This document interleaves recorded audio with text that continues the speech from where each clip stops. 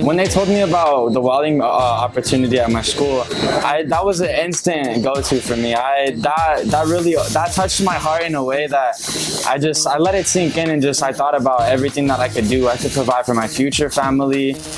Ms. Crawford, the principal, she saw this traveling down a street over in Palos Verdes. Came over, talked to me, said, "What in the world is this?" And I explained it to her, and she says, "Oh, would you please come out to Montclair? We really, really need this. We've got some students out there that could really be blessed by this." I continued to talk to my area director, who had shared with me that he's been interested in having a welding program for years.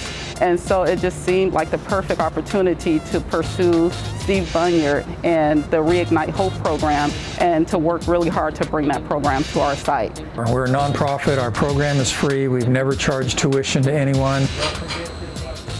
Well, Reignite Hope started 10 and a half years ago. We started up on Skid Row in Los Angeles. We outgrew that location, outgrew a second location, moved to Gardena, and then decided to add mobile. We just have had so much excitement around this, and now we're building a second 18-wheeler right now as I speak. Probably by the time that's done, we're going to need a third one. This is our first time actually in a school, and we're so grateful to be out here with the high schoolers here in San Bernardino. It's kind of challenging, but at the end, it's going to pay off. So right now we're at the front of this 51-foot trailer, and we have kind of a work area up here. Straight back that way is 8 more welding stations where we can put 2 students in each station, train 16 students at a time in here. So I feel this joy that I don't have nowhere else. It's just this excitement, and I feel like a joy rush to me. I'm so excited just to weld and just to be in the moment, looking at my welds just coming out clean.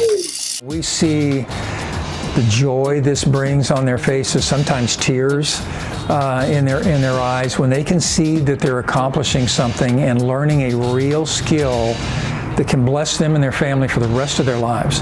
I always tell our students that if you know how to weld and you're not lazy, you can find work anywhere in the world, literally anywhere in the world. And so I think they come in here just not knowing what to make of all this, and then their self-esteem builds, their confidence builds, their optimism toward the future builds, and that hope gets reignited. Having this opportunity where as soon as they graduate, they are employable in a career path that can allow them to be the head of household, which is what they really want to do, that is one thing that has fueled the passion behind this program.